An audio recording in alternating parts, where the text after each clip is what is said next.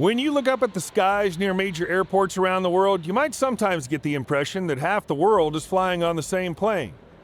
White fuselages, multicolored tails, but in fact it's still the same familiar silhouette of the good old Boeing 737 with two engines under its low wing. The paradox is that it was in the shadow of this extremely familiar giant that one of the most unusual and mysterious aircraft in modern military aviation was born. The RAT-55, officially designated NT-43A, this plane will be the subject of today's video. To understand why the RAT-55 is shrouded in such a dense layer of mysticism, we need to briefly return to where the story of the legendary 737 began, to the mid-1960s. By then, civil aviation was already firmly established. Large airliners like the Boeing 707 and Douglas DC-8 took transatlantic routes, while airlines were increasingly exploring intercontinental travel. However, this progress had a downside. As long-haul routes grew, short domestic routes required a separate solution. Airlines needed an inexpensive, simple, and fuel-efficient aircraft for 1 to 2 hour flights between cities where runways were shorter, infrastructure was more modest, and passenger traffic was less stable. The European BAC 111 and the American Douglas DC-9 were already struggling to establish themselves in this niche. Boeing's position was becoming precarious.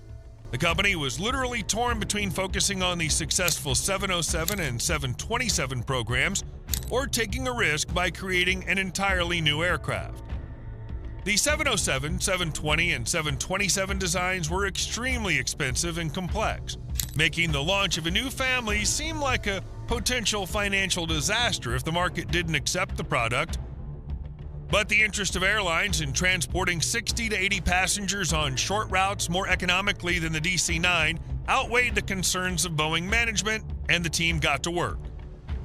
This is how the project for a short-haul twin-engine airliner emerged, which would later receive the designation Boeing 737. When engineer Joseph Suter, the man whose name would later become famous around the world for creating the Boeing 747, was tasked with developing a concept for the future 737, he came up with a solution that would later be called brilliantly simple. Suter argued that the new aircraft should be as unified as possible with existing models, not only to reduce production costs, but also to facilitate airline acceptance.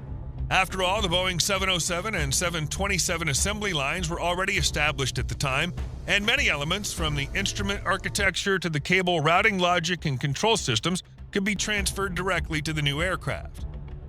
The idea wasn't revolutionary, but rather the construction of a reliable, affordable, and easy-to-maintain aircraft that would generate stable revenue for carriers. This decision defined the 737's appearance and technical philosophy. It inherited the 727's fuselage diameter, wide enough to allow passengers to board and exit faster than the narrow DC-9, and the 737 inherited avionics components from the 707. But perhaps one of the most daring ideas was the placement of the engines under the wing rather than in the tail. At the time, this decision was considered very risky, since the under-wing placement of the engines required a lower landing altitude of the aircraft and a well-thought-out installation of the landing gear. Nevertheless, Suter was confident that a lower-profile 737 would make its maintenance immeasurably easier than previous Boeing designs.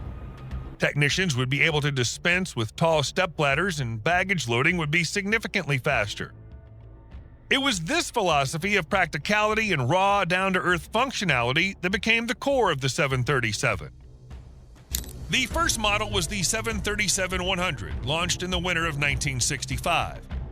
It was the most compact member of the family, and the first major customer to purchase these aircraft was Lufthansa. But its relative, the 737-200, which appeared in the spring of 1968, became exactly what people call the golden mean. It was longer than the earlier version, could accommodate up to 130 passengers, had improved aerodynamics, and was powered by the legendary Pratt & Whitney JT8D turbojet engines of the time, renowned for their ruggedness. They easily withstood temperature fluctuations, dusty stretches, freezing temperatures, and humidity, all of which made operating aircraft in remote regions extremely challenging. For airlines, it was a godsend, an aircraft that didn't require any fancy maintenance and whose cost per flight remained extremely low even with intensive use. The 737-200 spread like wildfire. It flew everywhere from the sparsely populated areas of Alaska to the scorching heat of Indonesia. The aircraft operated seamlessly in environments where many others would have simply collapsed. Moreover, it could easily perform 7 to 8 or even more short flights per day and quickly turn around between flights, requiring no lengthy maintenance. Once the industry realized what a reliable workhorse the 737-200 was, it quickly caught the attention of not only civilian operators, but also the military. The U.S. Air Force was experiencing a period when its navigator training system was becoming obsolete. They were using T-29 aircraft, piston-engined aircraft based on the Convair C-131 Samaritan, which were no longer physically and mentally up to the demands of the modern era. The service desperately needed an aircraft capable of accommodating multiple workstations, training instruments, and instructor panels while remaining as safe and inexpensive to operate as possible. And the 737-200 was perfect for this role.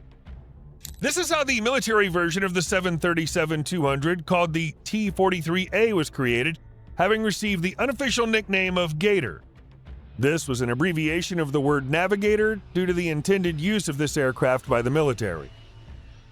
The interior of the T-43A was completely redesigned. Instead of seats, it now featured training stations, tables, navigation instruments, and radars, and could accommodate 12 student navigators, 6 instructor navigators, and 2 pilots. In fact, the updated 737-200 became a huge air school and served faithfully in this role for decades. The T-43A's avionics were identical to those used in modern combat aircraft from the mid-1970s to the early 2000s. This included VHS Omnidirectional Range, VOR, Tactical Air Navigation System, TACAN, Long Range Navigation System, LORAN-C, Inertial Navigation System, INS, Radar Altimeter, as well as all necessary VHF, UHF, and HF communication equipment. However, soon after the advent of GPS, navigator cadets stopped being trained in celestial navigation, or LORAN. Yet the most surprising thing was not so much the fact that the T-43A appeared, but the subsequent fate of one particular aircraft. Among all the training aircraft, there was one that was destined to be sent into storage, then undergo a rebirth and return to service, no longer as a flying classroom, but as a unique flying laboratory, better known by the code name NT-43A, or Radar Airborne Test Bed, RAT-55. By the late 1980s and early 1990s, stealth in the United States was no longer purely experimental. The Lockheed F-117 Nighthawk was already participating in combat operations, the iconic Northrop B-2 Spirit was undergoing intensive testing, and engineers clearly recognized the need for ongoing measurements of radar signature in real-world conditions. Stealth itself was never some kind of alien coding. It was a complex interaction of materials, vibration, temperature, speed, angle of attack, weather, and even storage conditions, recalling the specialized hangars of the B-2 Spirit. Ground tests of stealth technology were good, but the military increasingly needed a flying laboratory that could serve as both a radar station and a scientific complex at an altitude of several kilometers. Engineers needed a new testing method, or better yet, someone who could fly alongside a stealth aircraft, studying its characteristics from different angles and in different modes, literally under a microscope, and then record all changes in the aircraft's radar cross-section, RCS. This is where the idea arose to use one of the T-43As in this role, which were large enough to accommodate almost any complex equipment, possessing an obviously enormous margin of safety and impressively low maintenance costs. Because when you're measuring another aircraft's RCS, it's crucial that your aircraft behaves as predictably as possible in all weather conditions. The T-43A was sent for a thorough overhaul, after which it was transformed from a routine training aircraft into a machine whose appearance raises many questions, even among experienced aviation observers. With its enormous nose cone, seemingly overweight even for its size, its massive tail structure, and its many antennas, protrusions, and oddly shaped sensors, the RAT-55 is designed to measure the radar signature of stealth aircraft in flight in minute detail. Of course, there are ground-based signature evaluation capabilities, like the Dynamic Coherent Measurement System, DICOM's radar range at Groom Lake. However, they can't see every side of a stealth aircraft in flight, especially the top, which can be detected by roving enemy fighters and airborne early warning aircraft. But the Rat-55 certainly could. Interestingly, even after routine repairs are completed, the B-2 Spirit's usually required to spend some time in the air with Rat-55 to ensure that the work performed meets the established design goals. Although this is probably the most visible part of the NT-43A's work, because this mysterious aircraft is mainly involved in the most advanced and classified American stealth aircraft development programs in the Pentagon's portfolio, many of which we will most likely never know about. Despite its venerable age of over 50 years, the secret Rat-55 still has a lot of work to do, given the fact that the Next Generation Air Dominance program to create 6th-generation stealth fighters and the development of the Northrop B-21 Raider strategic stealth bomber are getting closer to their logical conclusion and subsequent entry into service with the U.S. Air Force.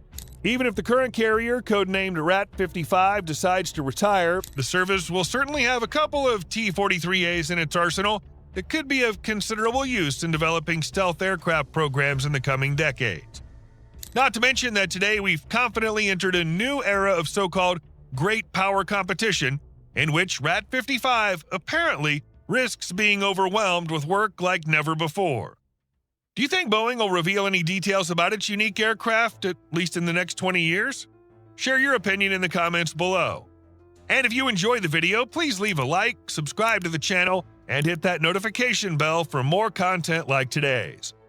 Thanks for watching, and we'll see you in the next one.